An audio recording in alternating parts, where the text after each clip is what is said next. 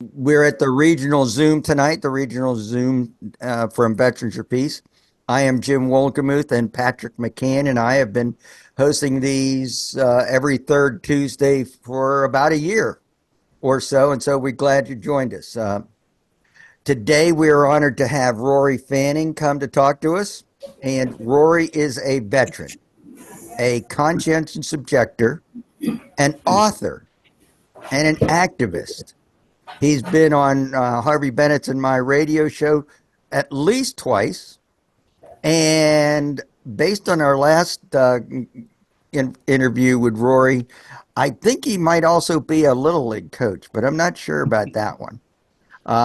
He is here tonight to help us figure out how to respond to what is going on with regard to Trump and militarism. But first, Rory, just your story is so engaging. Can you tell us a little bit about Rory Fanning and your journey? Don't forget to promote your book, and then get into how we can respond to Trump and militarism. So, Rory, take it Hey, away. thanks, Jim and Patrick. It's great to be on the program. As always, I think this might be the second time, or no, been on the radio show a few times. But anyway, a little bit about my story. I think 9/11 is usually a good place for me to start. I just graduated from college with a degree in great books, and I had a huge amount of student loans to pay back. And I didn't want to get an office job. And I watched those planes hit the towers and decided that I wanted to do my part from and help prevent that from ever happening again. Um, Even at 21, I kind of had the sense that when you join the military, you're less of a person and more of a piece of equipment.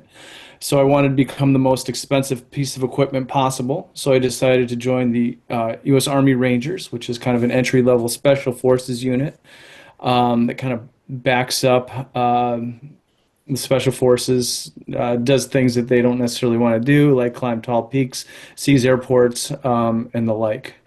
I went through about 6 months of training. And I learned through that training that the military's kind of main goal is to just teach you how to say yes to every order. That's the most important thing.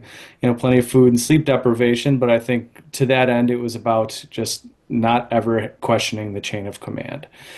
Um, so before I knew it, I was December of 2002. I landed in Afghanistan. I expected bullets to be whizzing by my head. It was kind of the opposite. It was quite quiet, unbelievable amounts of poverty. I saw when I went into that country, big gaping holes in sides of buildings. Afghanistan had been embroiled in a civil war prior to 9/11. Before that, the Russians had invaded the country.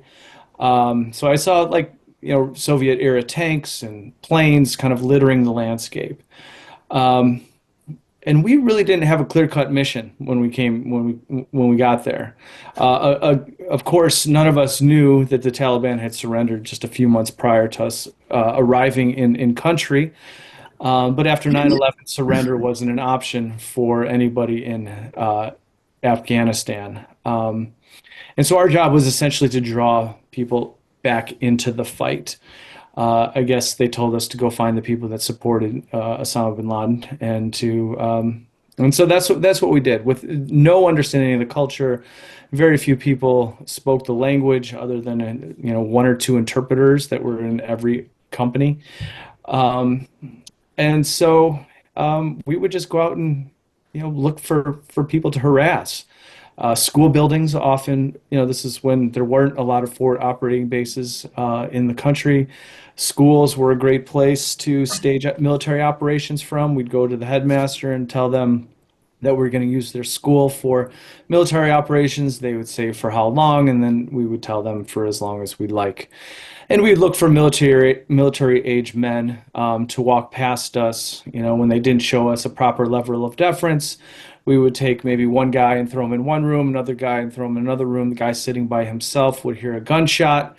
We'd go into the room where the guy was sitting by himself and ask him if he had anything he wanted to tell us. Him, of course, thinking that his friend had just been killed. And that was kind of our modus operandi. We would land in people's front yards, throw bags over their heads, and usher them off to places like Guantanamo or any other kind of military prison. Um, of course, we'd find out that we were usually just pawns in village disputes. A landlord was upset that someone didn't pay him the rent. And of course, we were coming with big bags full of money, and they would say, "Well, why don't you?"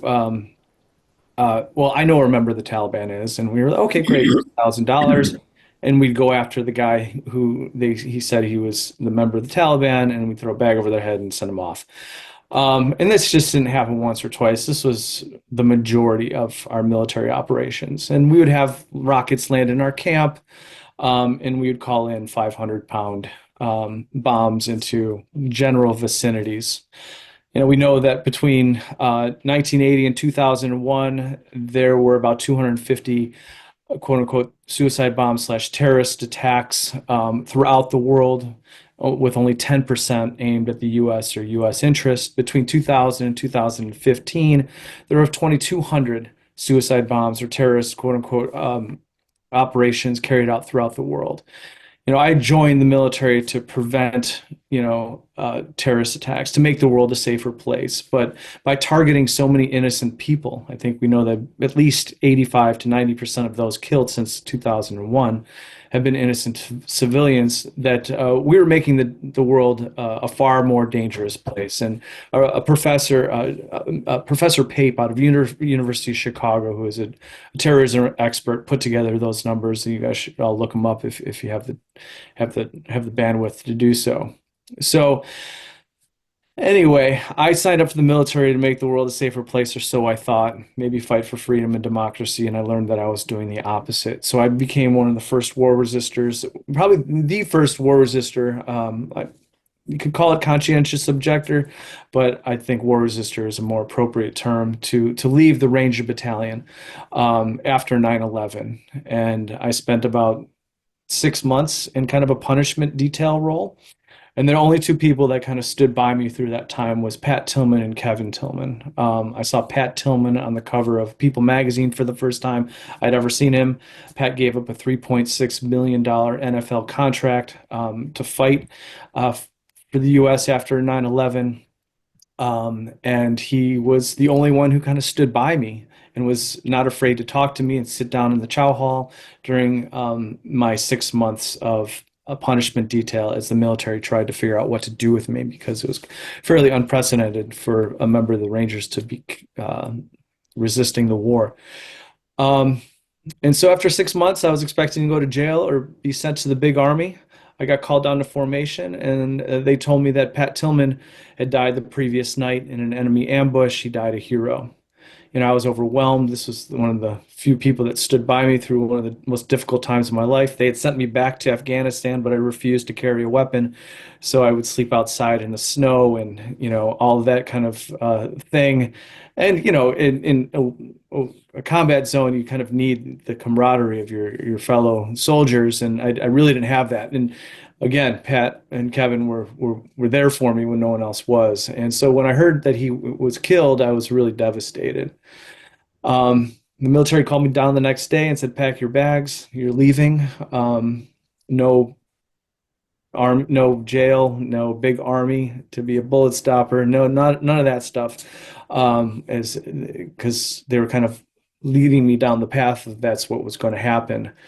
A month after I got out of the military, I found out that Pat was not killed in a enemy ambush, but he died in an act of friendly fire, and his death was being covered up to the highest levels of the U.S. government. At the very least, Donald Rumsfeld knew about it, and George Bush probably knew about it too. They burned his uniform, his diary, a whole number of things. Just really, really unconscionable stuff. But they knew that Pat was kind of the poster boy for the war on terror. And if fellow Rangers were going to kill them, it could kill the most important soldier in the country, then why would anybody else really want to sign up to fight?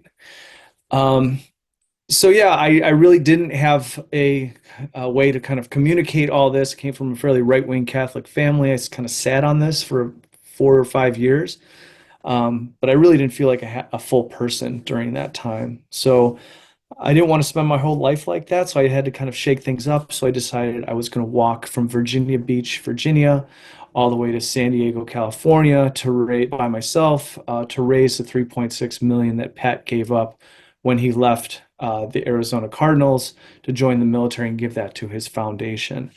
And I had an amazing experience. So many people invited me to their homes, and I realized that most people are just out there doing the best that they can with the information they have access to, and had so many really great conversations, talks to high schools, colleges, prisons.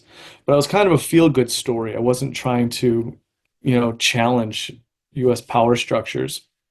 I was just trying to get my mind right. I was just talking about why people should make decisions similar to the ones Pat did. We just watched the financial crash of 2008. And I naively thought that millionaires and billionaires should make more decisions like the millionaire friend that I had who gave up all that money in order to serve a higher cause.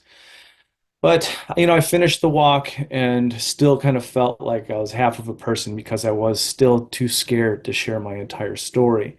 So I retraced my steps via history books. I walked where Nat Turner had his slave uprising. I walked where Ida B. Wells wrote her anti-lynching papers. I walked where the San Patricio Battalion, a group of Irish immigrants who related more to the Mexicans they were being told to kill during the Mexican-American War because they related, to their struggle to maintain their own land, and they were all hung.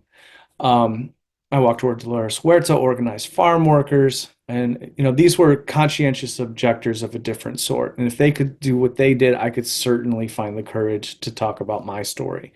And since then, I've been talking to high schools and colleges, and military age kids about the things that the 10,000 recruiters that are currently stalking hallways across the country aren't telling them.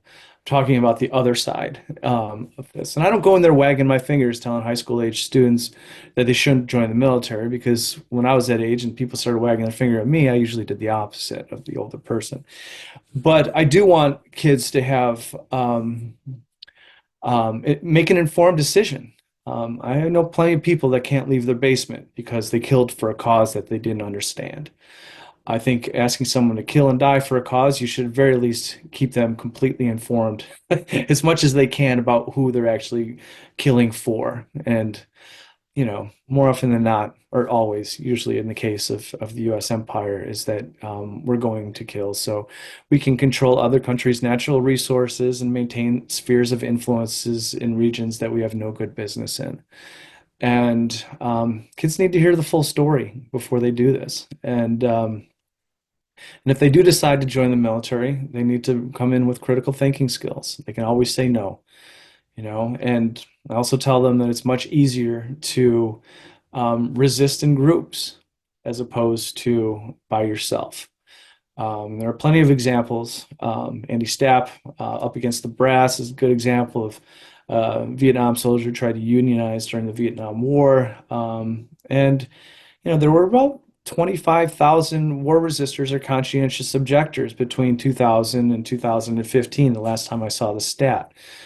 So still is possible. And I think soldiers have a moral obligation at this point in time to refuse orders to terrorize migrants and immigrants at the border. They have a moral obligation to refuse orders to go off and participate in genocidal wars in places like Gaza.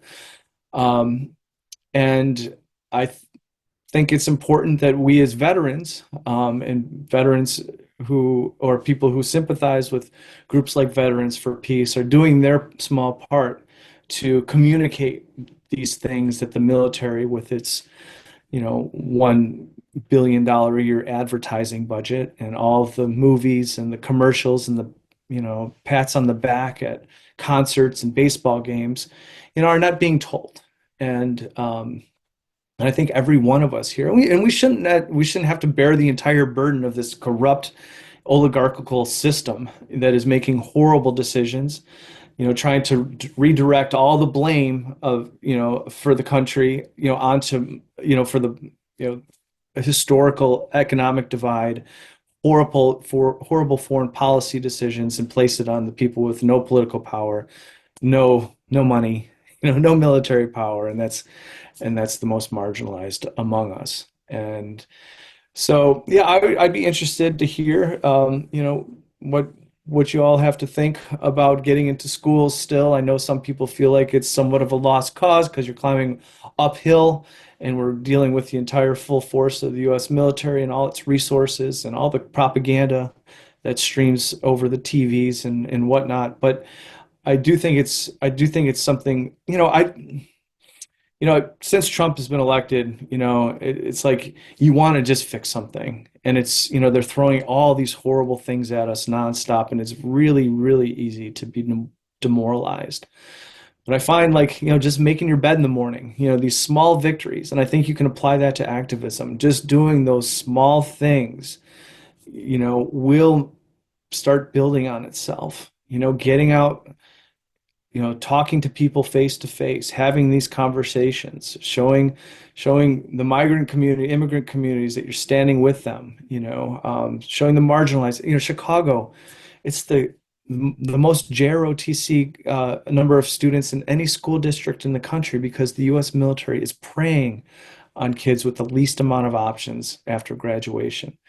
And going into these schools is still very possible. There are sympathetic teachers, there's sympathetic administrators that will let you go speak to these kids. And I think we just can, use these opportunities to do our small part to push back against the creeping fascism that we're seeing in this world. And so I'm at about 19 minutes. I try to fit a lot into a short amount of time, but if anybody has any questions or would like to share their own experiences on what they're up to these days, I'd love to hear it. Okay.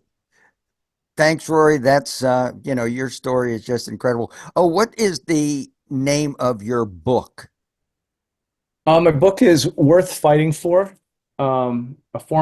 It's called An Army Ranger's Journey Out of the Military and Across America, right there. So, yeah, thanks for asking. Yeah, and I have bought it. I have read it. It is inspiring, and just the stories you tell about the number of people that you came across. Um, let me ask a question with that. Were the people that you came across mostly sympathetic to what you were doing? Um, I've talked in front of right-wing audience, left-wing audience, moderates, and I feel like when you come prepared and can kind of anticipate some of their objections, I don't think I've ever had any contentious meetings. I think it's really easy to kind of disarm and deconstruct a lot of these right-wing talking points, and even liberal talking points that justify, genocidal wars in Gaza. Um, if you're coming from a moral and ethical and authentic place, and it does help if you kind of back it up with experience of activism throughout the years. It's really hard to argue some of the points that I think most of us are trying to make. Great. Okay. So for everybody that is here, we've got hands up. So this should put them in order. And so the first hand, Sam Coleman, and please unmute and ask a question, and we're off and running. All right. Thanks so much, Rory Fanning. Thanks, everybody. I'll be interested in hearing what other people have to say about schools, but you'd mentioned that you yourself had come from a rather conservative Catholic family. This is a question to you and anybody else, especially people who are churchgoers. What might be going on among groups like Catholics for Peace and Justice? I sense that among some Protestant sects, there are progressives and people of conscience who aren't satisfied with the status quo. I think, Chris Hedges is an ordained Presbyterian minister. I wonder, if he could ever get back into his church and have others join him. So if you have any impressions about that, or other audience members for that matter. Thank you. Yeah, I think other people might be better placed to kind of comment on Catholic workers and whatnot. I do think there is kind of, there's some basic tenets of any faith that are pretty straightforward, and the hypocrisy is easy to call out, particularly if you're wearing your faith on your sleeve or on a pin or something along those lines. And the do unto others as you have done unto you, I think is kind of the first tenet of most religions. Um, and it's very disconcerting to see so many people who are ignoring kind of the basic principles of their religion for whatever reason. And but yeah, I would definitely defer to others who might be more plugged into more of the faith-based activism out there. I'd love to see it when it is happening, because I think there is a lot of potential cultural weight that is given to arguments when people can have the kind of courage of their faith behind them. Right. David Thank DeChant. you. Not too bad. Deshant. On DeChant. St. Patty's Day, it's Deshant. Oh, DeChant. All right. Deshant. I'm a Marine Vietnam veteran. Thank you, Corey, for your story. I'm also a good grief camp mentor for the children suicide survivors with the Tragedy Assistance Program for Survivors, TAPS.org. My deepest concern is the increasing pandemic of veteran suicides, and how can we, as an organization, um, use to tell the community about what's going on, to have the same amount of coverage as, say, the COVID pandemic, the Parkland massacre where I live in Florida. Where is the coverage? Where is our outrage as veterans to allow these men and women to still be on the battlefield? Because our government and the VA have grotesquely failed. The numbers show it. What can we do as an organization to stem that? And what is your sense of the suicides of the men and women coming back from your time in theater? Yeah, no, it's clearly a problem. It's one that needs to be dealt with. I think, I'm no psychologist, but I do know that there is a comfort in like-minded individuals who can come and show support for people who have endured things that they may not be able to get over. And like I said, killing someone for a cause that you don't believe in, or killing someone for a cause, you don't understand, um, is it's maybe worse than losing a limb yourself. And there are some wounds that can't be healed. I mean, that's for sure. And I think we have to do our part to make sure that we're not sending more kids to kill and die for these kinds of causes. Because freedom and democracy is not what we're fighting for. And we should make that very clear. But I think more support networks. I think the government, the federal government, has an obligation to make sure that they are taking care of these individuals. We've got $1 trillion a year military budget, and we're not spending nearly enough getting these veterans the support that they need. But I do think organizations like this, speaking out, saying, "Hey, there's a place for you to come if you'd like to talk. We're here for you." And then also, like, calling out the hypocrisy of the Chicago Cubs, or a NFL team who only brings out soldiers who want to smile and wave. These soldiers should have the opportunity to share their experience publicly.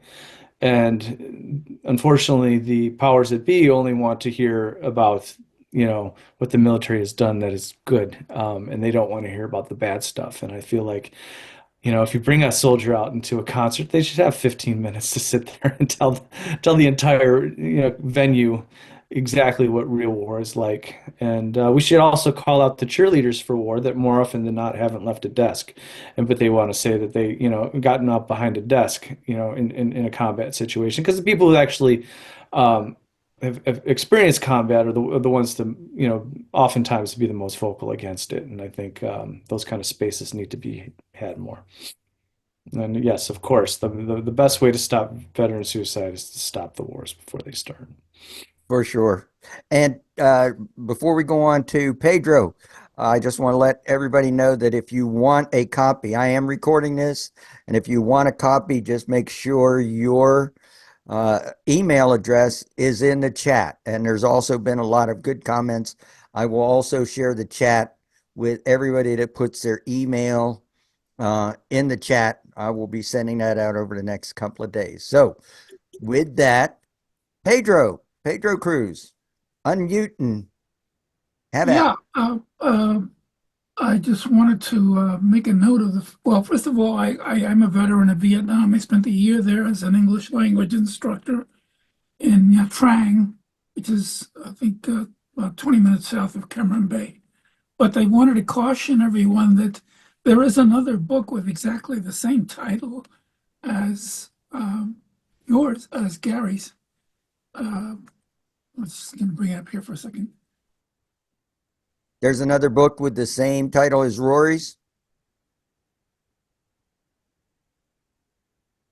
Exactly the same title, and that's all I wanted to caution everybody. Probably a different subtitle, but yes, thank you. Rory Fanning, Worth Fighting For. Yeah. The Haymarket Books is where it was published. Okay. Thanks. Thank you, though. Thank you, Pedro. Yep. Can you hear me? Yes, Rose. Okay. I'm a veteran, United States Army. I get VA benefits. I like to know Veterans for Peace. I've been around for a long time with the group, more inactive than active. And I was wondering, are we doing anything to link with other groups? One group that I find very informative is the Midas Touch group. And also, my second question would be the Christians that are supporting Trump. Are they of different religions or different faiths?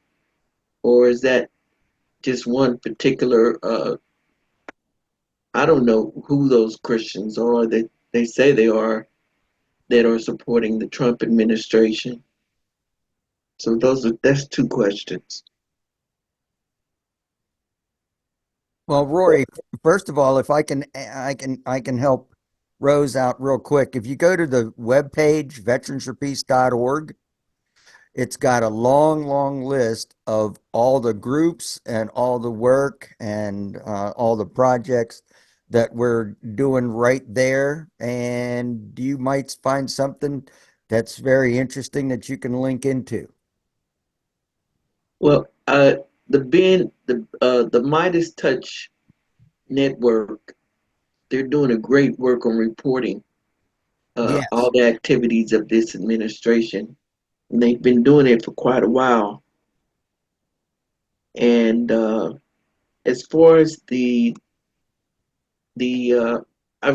just basically wanted to know, had you ever heard of that organization? I have. While my dog barks, we will go to Libby Frank, and I'll put myself back on mute. Hi, I'm not a veteran, but since about 2003, I've been involved in doing counter recruitment in the schools, first in the suburbs of Chicago and then in Chicago with the American Friends Service Committee. Both groups have stopped that work, which was unfortunate, I think. So part of my purpose in speaking here is to let other people know that I'm happy to work with anybody that's in Chicago area that wants to get involved. I've been playing around a little bit with looking at what's being talked about in Project 2025, and it's not good for the schools. Increased JROTC and more recruiters. I think it's pretty scary. I was also involved in Chicago stopping the practice of forced enrollment in JROTC, which Rory probably knows about. So I'm going to put my name and my email in the chat, and maybe somebody will get a hold of me. Yes, thanks, Libby. I've known you for a long time. You do fabulous work, and people should definitely reach out to Libby if they want want guidance on the best and most efficient route to speak to military age kids. It's super important work that you've done, Libby. Thank you. Thank you. Thank you. And we've got Bill Thurston. Oh, hi. Thanks very much. Rory, thanks for your excellent presentation and for your example. And thank to VFP, Veterans for Peace, for what you've been doing, and particularly for calling the attack on Gaza what it is, a genocide. I'm a Vietnam vet, and I'm a retired emergency physician, although I still volunteer at a free clinic for undocumented immigrants. I've been involved with Physicians for Social Responsibility throughout my career. And I started a Sacramento chapter in 2003. And as far as high school students go, since starting in 2005, when we realized that that graduating class of high school students, our country had been in a war or wars of its own making during the whole time they were in school. We started an essay contest for high school students in the Sacramento area. The first year we used a JFK quote, and he said before he became president, "War will exist until that distant day when the conscientious objector enjoys the same reputation and prestige as the warrior does today." And then the next year we used a Smedley Butler quote, who said, he was a Marine Corps Major General who won several medals of honor. He said, "War is a racket with the profits reckoned in dollars and the losses reckoned in lives." But anyway, we've done that for 20 years with different quotes, not always on war, some on environmental, some on other social issues and so on and so forth, and some on democracy. And then I'm involved in gun violence prevention. I started a national organization called Americans Against Gun Violence in 2016, and we've been doing a national high school essay contest with Americans Against Gun Violence. If we are going to do an essay contest, and you can go to Americans Against Gun Violence website to learn more about that. Oh, and by the way, on veteran suicide, it's nearly all committed with guns, so that's not the total answer, but one answer is get the guns out of the home. But my suggestion is that VFP consider doing a high school essay contest. We got in our national Americans Against Gun Violence contest, when the prompt was what high school students think about lockdown drills. We got 1,300 essays from students across the country. And we'd like to think that not only the students who submit essays, but the students who just hear about the prompt learn. And if we were going to do an essay contest this year, or if VFP were to do one, I'd suggest the quote, "When fascism comes to America, it will come wrapped in the flag and bearing the cross." And that could be organized on a relatively short basis. I've got kind of a boilerplate, and I've got a list of educators across the country and so on and so forth. And like I say, giving out, I don't know if I mentioned, we give out $15,000 in total awards. And with that relatively small amount of money, as I say, with the Americans Against Gun Violence contest, we're able to get 1,300 students to submit essays, and hopefully a lot more than that to think about the prompt. So I just want to throw out that idea. I'll put my email address on the chat too, by the way. Thank you so much, Bill. And Lola is up next, but Lola, let's see, Thomas Z is having a hard time raising his hand. Do you mind if he jumps in front and then? I'm totally okay with that. Okay. Yeah. So go for it. I just want to say it's very kind of you to let me jump in. I couldn't find the button to raise my hand, although I'm sure I could probably find it at some point. But my question is, I'm looking to become more involved in a way. I went to school for graphic design, and I could put that to use somehow. And I've been a part of Veterans for Peace for a few years. I was a conscientious objector. I left the Air Force in 2021, and I just have been wanting to do some kind of work to aid and assist in different projects and groups that I believe in. But I'm just trying to build up that involvement. So I guess my question is there anything that I could do, especially in light of everything that's happening right now? Rory, do you want to take a look at that? And then I will refer him to Michael McPherson and Mike Ferner and Shelley and Chris at communications and the website. And I'm sure there's people with all of the subgroups that need some help with graphic design. Yeah, I think that's well. Thank you for doing what you did, Thomas. It's very brave and for you to be able to speak out on it against speak out is super courageous. Yeah, I would just kind of look locally, see if there are other. Where you at, Thomas? Where are you located? I'm in the Denver area. In Denver. Okay. Yeah, as far as I know, there's quite a few people in Colorado who are organizing. Writing is also a really important thing. If you're okay with it, I think if you could write a postcard, you can kind of write, anything. And I think writing your experience down and sharing it with others that way is a way for people to come out and kind of meet you. I've met so many people by just writing articles in various places and connecting with folks that way. And then, calling up your local high school and just say, "Hey, I'm a veteran. I would like to share my experience. Is there a school? Is there a class I can kind of speak to?" And just kind of share your own experience. And I mean, War Resistor Conscientious Objector 2021 it's a fairly rare thing. So you have an important experience that you have, and it needs to be shared. And obviously, you go at your own pace and all that type of stuff. But feel free to reach out to me if you want some more advice on how to kind of get plugged in. And I thank you again for doing what you did. Just to reach out, would it be at your email? Yeah, it's a walkforpat@gmail.com. If anybody wants, WALKFORPAT@gmail.com. So Thomas, you good to go? Um, I don't want to take up too much time. I did have another important question, but I won't take up your time. Well, I put in the chat for Thomas to contact me. Okay. My phone number's there. All right. Thanks. Lola.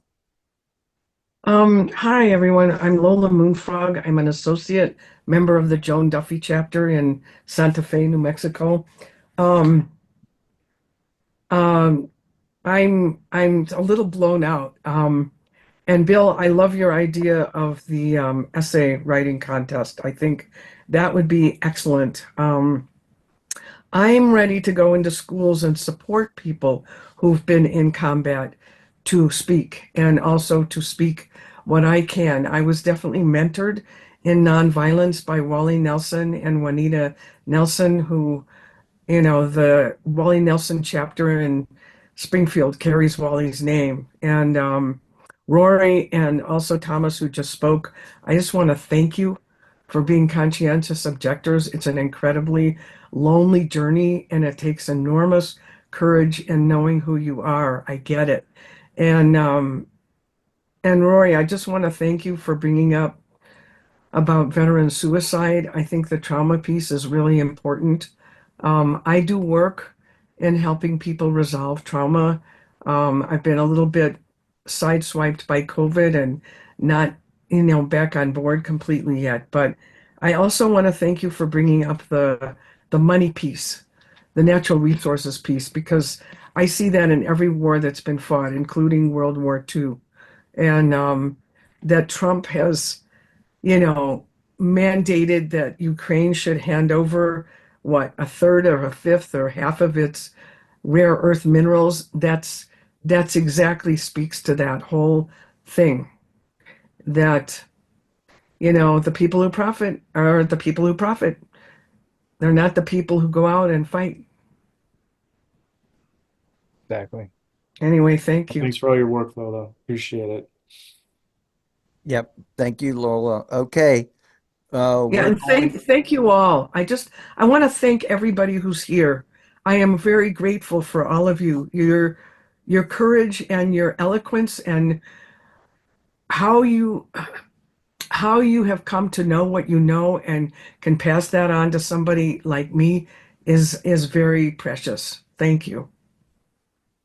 You're welcome, and we'll see you next month at our next gathering. Very good. All right, next up is Moji Aga. Hi, thank you, and thank you for all of you, especially Rory, for being a person who has experienced that people, societies become victims of people with money and power. And one of the ways of doing that is to create war, to create hatred in order to create war, in order to sell guns and steal minerals and other things. I'm an Iranian American Sufi Muslim peace and human rights and Mother Earth, in other words, civility activist.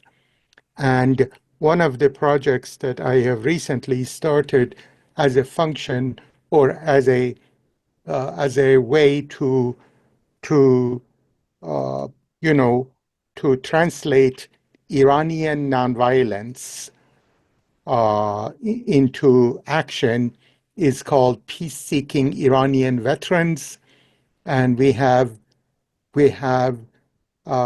tomorrow at 2 p.m. Eastern Time is the 8th Iranian and American veterans and other peace seekers having a live conversations, and I translate back and forth. And I put the email and the link and all of that in the chat. I guess my comment is I'm from the global south. So being from the global south, being at the, on the other side of the global north's guns, gives a perspective that is important, so that as we experience now, the chickens have come home to roost. We are seeing Trump as the symptom of settler colonialism, doctrine of discovery. All of that goes with that. So it's important not to lose hope, especially those few of us. I'm an associate member of Veterans for Peace. Those few of us who have realized what's happening, hopefully our numbers will grow, will will will will not lose hope, keep hope alive, because losing hope and then giving up is exactly what the other side wants. So anyhow, tomorrow at 2 p.m. Our guest speaker is Professor Thomas Mayer, a retired professor of sociology at the University of Colorado here in Boulder, and he is a Holocaust survivor who is fiercely against Zionism. So I hope to see some of you, and I hope we can collaborate more in the weeks and months and years to come. Thank you. And Moji, just before I let Rory comment, you put that link for tomorrow in the chat, right? Yes, it's in the chat, including the Zoom link. Okay, excellent. And my contact information and my mini bio, which begins which on the anyhow in that page you'll see Noam Chomsky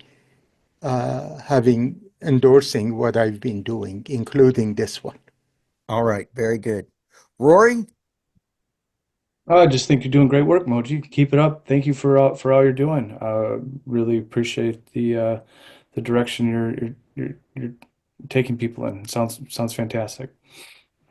All right, Reverend Tom. Rory, from a World Trade Center survivor, God bless you and what you do. Thanks, Tom. I'm a former commanding officer that told off a 3-star admiral about a PTSD issue just before Desert Storm. Got ordained as a Roman Catholic chaplain. Told off the cardinal about that over a PTSD issue involving a pedophile priest. I've given away. Do you have a service puppy? I do not have it. Well, I do have a dog, but not necessarily a service dog. Well, God bless it as a service dog. I've given away a number of blue healers to combat vets and regular vets and women in need. Great service. I'd recommend anybody who doesn't have a dog to get a goldfish in a 5-gallon tank, because they'll follow you around all over the place. And I've told combat vets that. I just want to say that I'm really appreciative of your eloquentism. I'll be picking up a copy of your book, and I'll keep everybody in prayers. And I will be joining your organization in the future, especially as a chaplain. And right now, I've got to say goodbye because I've got bronchitis yet again after World Trade, and just fighting to stay awake. God bless. Thanks, Reverend Tom. Really appreciate it. Thank you for your comments and all your work. And take care. All right, Dan Shea. Take care too.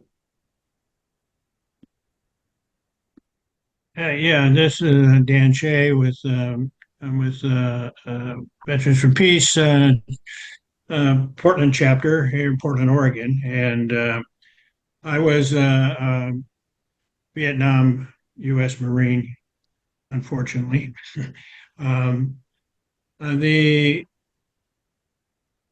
I just wanted to raise a couple of things. You were talking about going into the high schools. I've been going into the high schools for quite a long time with the War Resistors League.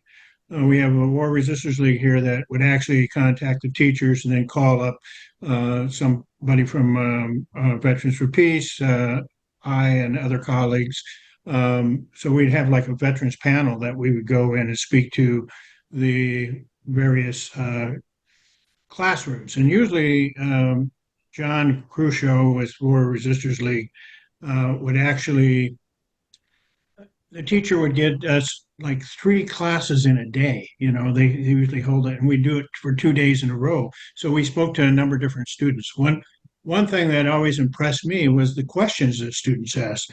They're a lot smarter than I was when I was 19 and ended up going into the Marine Corps. And I also, in the current times, a lot of those students actually are immigrants from a number of different countries, war-torn countries. So they know what war is about. Some of them don't speak up because you still have some racist and right-wing students. And it's been harder and harder lately for some of the teachers to speak out when this sort of right wing has been sitting on the school boards and attacking teachers for inviting us in to speak to students. But it still happens, and we still do it. So that's something that's admirable. One of the biggest things that was happening here in Portland, Oregon, was that the Portland Public School Board was introducing the idea of creating JRTC programs in in the Portland Public Schools, and we had a major battle, and we would basically go in and we had students, we had teachers, we had veterans, we had War Resistors League, we had unions, all coming out against it because we had kept them out for many years out of the Portland Public Schools while they were in some of the more rural communities. This is something that was really interesting to me because I went to the Philippines last May on an 18-day peace tour organized by Bayan, the Filipino organization. And when we were there, the college students we met in Manila area, they were telling us that they were protesting ROTC programs in the college. And just this last year, it's become mandatory that they have. So it's not just here in the U.S. This military concept is being pushed everywhere. You'll probably hear from Rachel Clark also talking about how the people are being forced into the military because there's no jobs. And the same thing that they use here to recruit people is by going after people that have no other opportunities. So, it's a poverty draft. Those are a couple of things that's happened. But I think the most important thing when I go into those classrooms is telling my own story, telling the effects the things that happened to me, the other veterans that speak out, what happened to them. Those are the stories that seem to really register with the students. Like you say, you can't. I never criticize somebody to make their own choice, to be informed, to know their rights, and to know that there has been GI resistance movements before, letting them know. Sometimes I'll bring in the film, Sir, No Sir, and show parts of that so that people get an idea of what happened during the Vietnam War or a film on Winter Soldier. These are the kinds of things that history doesn't teach them unless we have an opportunity to get into the classroom and explain what's going on. There's also, just as somebody has mentioned something about faith, I think that you should know that Kelly Wadsworth, who is on the National Board of Veterans for Peace, is a minister, and she was a chaplain. And I just had a conversation with her a couple of weeks ago. And she's down in Salem, Oregon, and she's a minister. So if you want to talk about faith, that'd be somebody to talk with. She's also a veteran, and so that's pretty important. I wanted to say, Rory, I always been impressed by you speaking out on these issues. I remember back when I was on the board meeting you before, so it's good to see you're still out there working and providing this information. I haven't got your book, but I'm going to get it. Thank you. All right, thanks, Dan. That's It's all I great have. seeing you. Go back a while. I've been here for a while. All That's why right. we keep it. All right. Next up is Jim. Not to be confused with me. Yeah. Hi. Jim Dorncott, United States Navy, 63 to 66, San Francisco VFP chapter. I have the privilege now of telling people that I was in Yemen 60 years ago and that our aircraft carrier docked there. And I get a chance to see if they understand the significance of that. Because of the Houthis, the U.S. won't go 100 miles to Yemen. So that's, and that was just before the Tonkin Gulf incident. The first thing on my agenda is moral injury. I think it's very much related to the suicides. And there was a veteran that I met who was a veteran himself, worked at the VA, is a psychologist who has said that he's an expert in moral injury.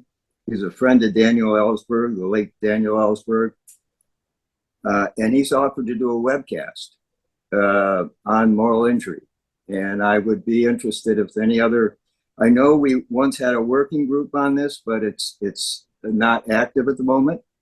But I keep thinking that ever since the Air Force person incinerated himself in front of the Israeli consulate, that it really is a moment to get this rolling again. And so we can do that webcast. So I'll put my name in the chat if people want to contact me. The second thing is the VA fight back.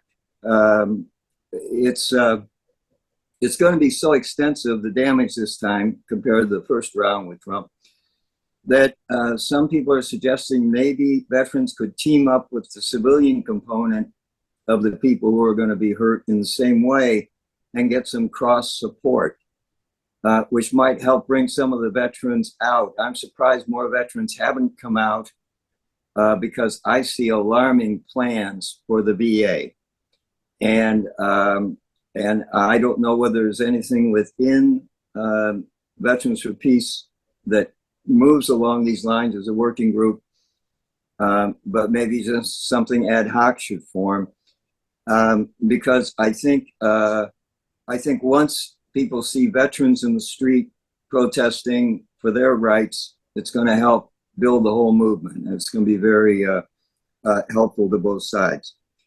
I just wanted to mention in passing that Gaza has been mentioned in the natural resources. There's $500 billion worth of natural gas off the coast of Gaza.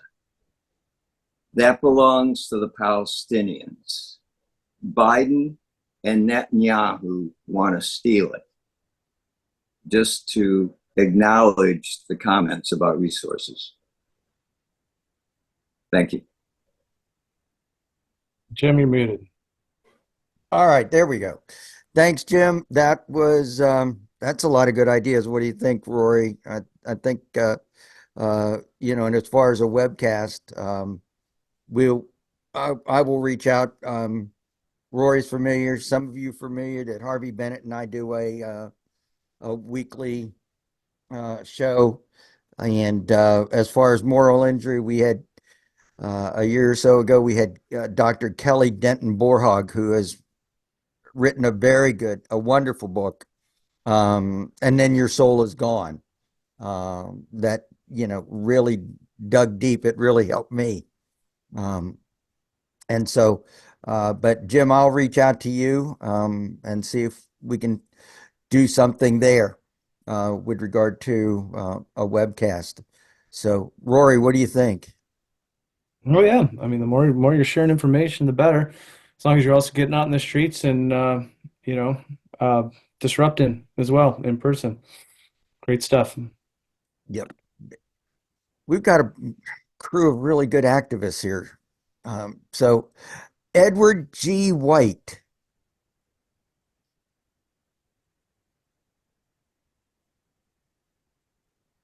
Hi, I'm a Marine Corps Vietnam veteran and from Chicago chapter, which we do some pushback in terms of the schools.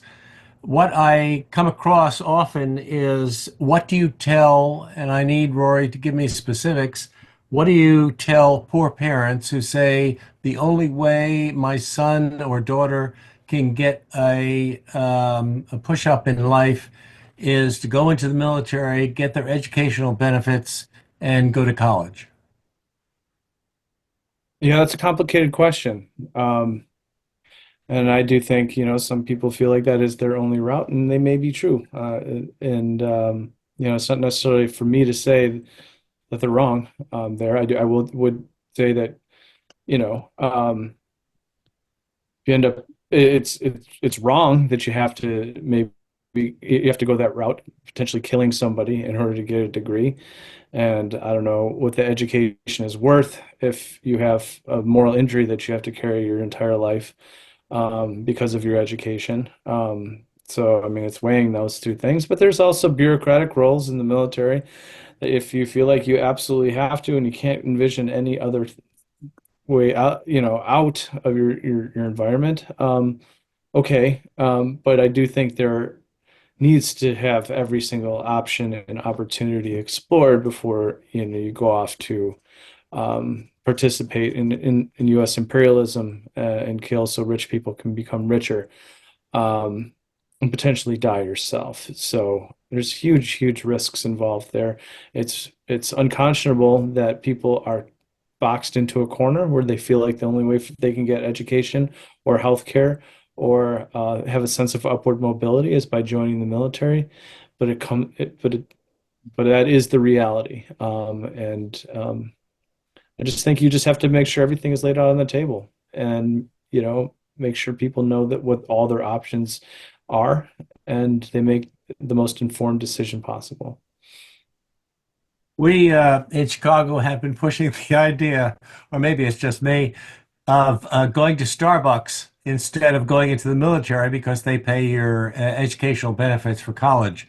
But of course, Starbucks has a bit of a problem on many levels. Um, but it's another alternative to become a barista. Um, any other specific, really, any alternative they can come up with other than my Starbucks thing? First responders. First Okay. responders. Do they pay for education? Yes, they do. First responders. Okay. Firefighters, police, et cetera, et cetera. Ah, okay. I'll look into that. Costco does as well. What is it? Costco pays for Costco. Okay. education. Okay. Cool. All right. Thank you. Appreciate all your work. And junior colleges are often fairly reasonable and can be a stepping stone into other Right. educational opportunities. So, very good. All right. All right. Thank you. Thank you, Edward. Will J. Hello, everybody. So just wanted to thank you, Rory, for everything you shared and everything you do. And I guess just to make myself known to y'all, like I bought a Veterans for Peace t-shirt and I wear it to the VA and stuff like that, But like I haven't really had any involvement. I've kind of been apolitical for most of the last 5 years. I joined the Marine Corps to get out of poverty. I went in as infantry, spent 2 years in Iraq, over 4 years, and went in thinking like, okay, how can I like fight the system from within, or maybe I can be what stands between some maniac who just wants to kill a brown person, and in doing that, like maybe I can enact some change or some good. And somewhere along the way, just lost faith and became jaded and bought into the whole, I don't know, empire wholesale. Got out and spent 7 years in Iraq working for a private security contracting company called Triple Canopy, which a lot of people called Obama's Blackwater. And just bought in wholesale, fell really deep into alcoholism and addiction.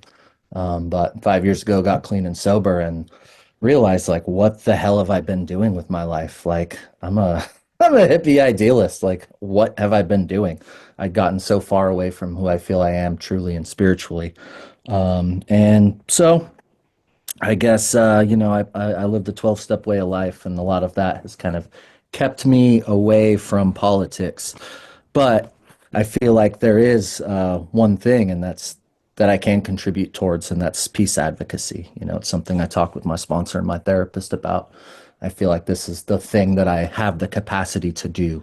And so I would like to, I'm in Santa Rosa, California, about an hour away from San Francisco.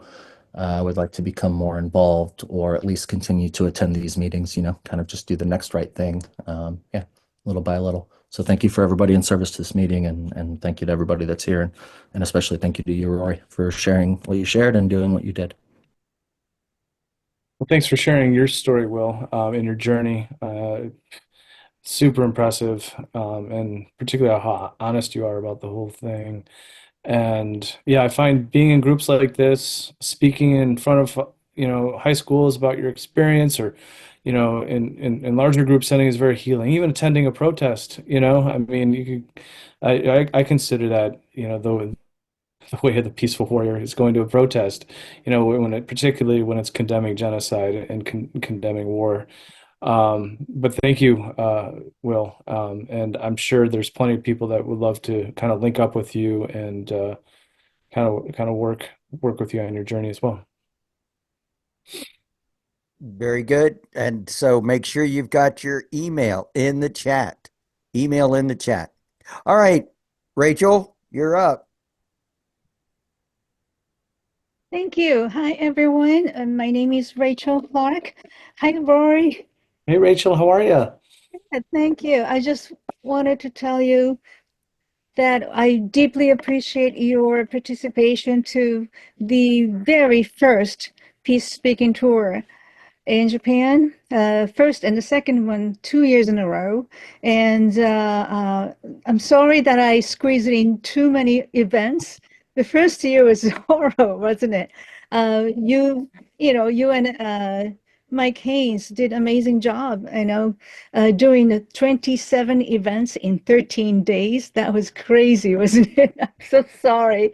I learned there was a big lessons, and then later on, schedules got much better, smoother, and more rest.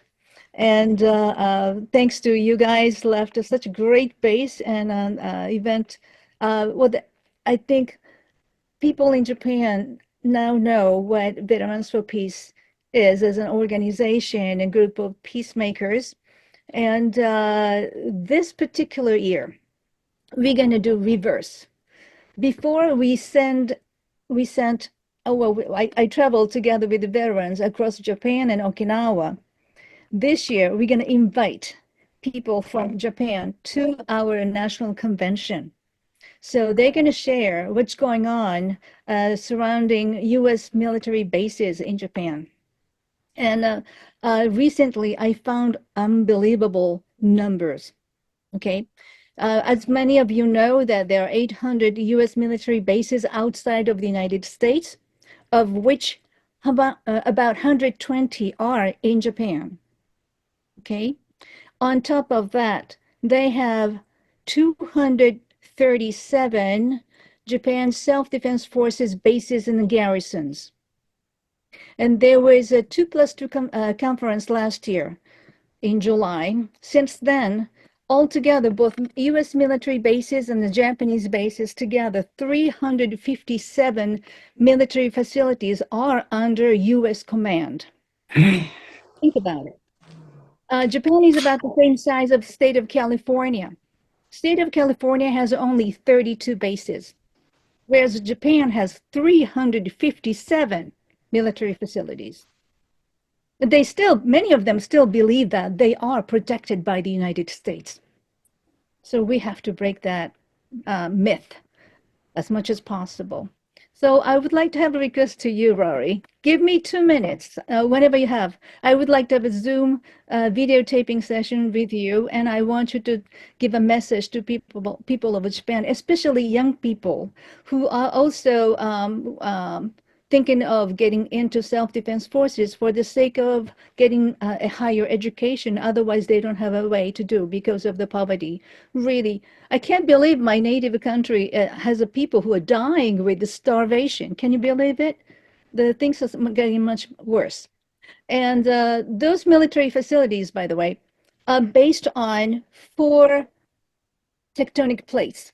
They have a massive active volcanoes and faults, and they do have 54 nuclear reactors, including researching and testing one smaller nuclear reactors. They altogether have a little bit more than 70 reactors in that earthquake-prone nation, together with those military bases. Okay, and all become targets. Not energy resources, not weapons, they all become targets. It's very, very dangerous place.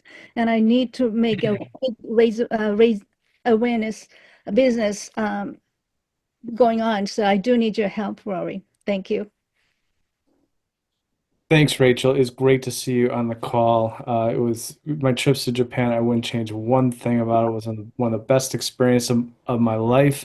And the great people of Japan are some of the leading forces for peace in this world. And everybody, if you don't know what Rachel's talking about in terms of nuclear reactors and tectonic plates, or even just the incredible peace movement that is happening in that country, you should definitely look into it. But Rachel, wonderful to see you. And I would be happy to give any kind of 2-minute video. Just send me a message on. Thank you. Very good. All right, Paul Edward Gingras, and just checking on time, we've got about 15 minutes, and so if you want to get in the queue, now's the time. But Paul, you're up. Hi, thank you. I'll make it brief. I hand-delivered a letter to David Sulkin. He was the 9th Secretary of the Veterans Affairs when he spoke at Harvard Law School, and wanted to have him pass on the thank you that the doctors that saved my life at the VA in Boston. And I think he wrote a book and said it shouldn't be this hard to serve your country. He was fired by Trump when he went over to Wimbledon. And anyways, I hope you're all familiar with Wounds of War by Susan Gordon. I know an MIT professor that is very interested in following up with this. So I left my contact information in the chat. I'm also doing a documentary. So it's in there. I'd like anybody to reach out to me if they want to collaborate with any of those issues. Thank you. Thanks so much, Paul. All right. I don't know your name, Mr. iPad 5, but Oh, sorry. it must be code. So introduce yourself and ask Rory a comment. Hi. My name's Robert Bevan Tremblay. I'm a Vietnam era veteran of the Navy, U.S. Navy. I joined whenever there was still a draft, and I joined to avoid I thought if I joined the Navy, that was a good way to avoid the Army. And later on, I learned about Vietnam. I hadn't even heard about it when I joined, and was a part of the shutdown of the draft board at Iowa State University, where I returned to school after I got out of the Navy. I'm listening in. I'm awed by the incredible activism, heroism, experience of these other veterans and support. I'm checking in from Costa Rica. Costa Rica is a unique country in pioneering security through diplomacy, not through their military. They actually celebrate a day. It's a holiday here called the abolition of the Army Day, and I am helping organize here a World Peace Corps of Costa Rica. Costa Rica has a unique experience of 70 years of living without an army or a navy or an air force, and directing those resources into social programs for the people. The results are that they have a higher standard of living and a higher educational level than almost any other, certainly than any other country in Central America and most of the other countries in Latin America. And there hasn't been a coup or a dictator since they got rid of the army. So my point here is thank you, Roy, and I'm looking forward to possibilities of alliances between countries like Costa Rica and people in the United States who would be interested in students from Costa Rica as ambassadors for peace who have basically just a story of Costa Rica. They also have a history of being a place where negotiations among nations in conflict can resolve. There is a United Nations sponsored University for Peace here, where people can go and study programs for working for being a career with the United Nations sponsoring, and they have students on campus and students in other countries, so that also you can check that out on the web at Peace. You Peace, I believe that is. So anyway, I'm going to put my email in the chat, and anyone who has any ideas about international cooperation and alliances for peace, particularly through something from Costa Rica, World Peace. These students are raising money right now for their ambassador trips to places where there's opening for the message about how security can come from diplomacy and not from being a bully. So I'll put that in the chat. Thank you very much, Roy, for your incredible heroism. And like everybody agrees, peace at that point is lonely. And if you can find others to support you and promote it with you, it's so much better. So thank you all for your service. Thank you. Bye-bye. Rory? No, just thank you for your intervention and your comments and all your great work. And Yeah, you should amazing. definitely look into it. All right, Diane. Okay, hi everyone. I'm Diane Blay. I'm in WILF, the Women's International League for Peace and Freedom, and I hear about Veterans for Peace so much. I mean, Ralph Nader in his podcast talks about it, and I've just seen so much of your work, so congratulations. I put in the chat tonight at 10:30 Pacific time is the Vandenberg missile shoot-off. We are against ICBMs spending all this money to renew these sitting ducks. So it is tonight that we're having it. It is honoring also Daniel Ellsberg and two other people that have been very involved in anti-nuclear efforts. And I just wanted to say that WILF does have a program where we go into the high schools and try to talk people out of getting into the armed forces. And at the Jane Addams talk in April, I will have a guest speaker speaking on that. And also we have an engineer flyer for the recent graduates in engineering, so they don't go into these war-making industries. And I didn't see how I could put that in the chat, but in WILF we have it, and it's on our website. So thank you again. Appreciate you all. And what's your website again, Diane? Well, it's wilfus.org is what I'm saying people should go to. And that's WILPF. Peace and Freedom, right. It was founded by Jane Addams in 1915, trying to stop World War I. Nice. Very good. Very good. And you're going to Vandenberg tonight, and so I wish. I'm in Fairfax, Virginia, but oh, okay. I will be on the call at 1 o'clock my time, I hope, in tomorrow morning in a few hours, if I can stay up that late. And it's going to last 2.5 hours. Excellent. Excellent. All right. We got time for two more, and we've got Moji and David. And so, Moji, go ahead, and then David will finish us up, and we'll have some comments and say goodbye. Thank you so much for letting me speak again. I heard so many, in so many ways, several people said, what can I do? And right now, what's happening is that the triumph of fascism in the regime in Washington, they are going after the civil society.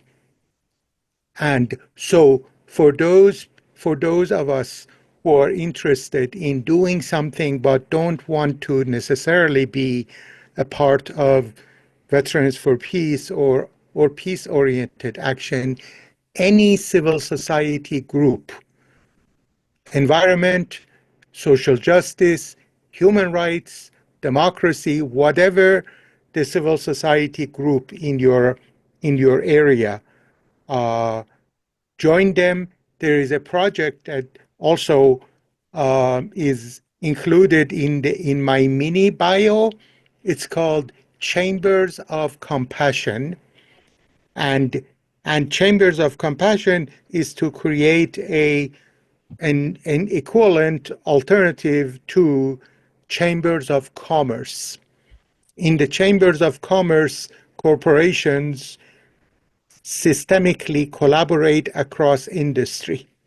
We need to have a place that is called the same thing everywhere in order for civil society actors to work together. So that's called Chambers of Compassion. And if you're interested, I would love to see as many Chambers of Compassion or intersectional circles pop up anywhere, wherever you are. Thank you. Let's see, David. Good evening again. Thank you. 2 points. I want to compliment Will on his sobriety. I just celebrated 48 years, one day at a time, as a jarhead. So we do have some intelligence, regardless of what they say about us. And secondly, I helped build the Vietnam Memorial in Washington. I was a volunteer.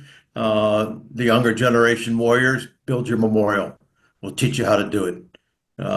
And stay neutral, politically neutral. Like, we transcended the debate of the war, and we built the most prestigious memorial that's ever been in Washington.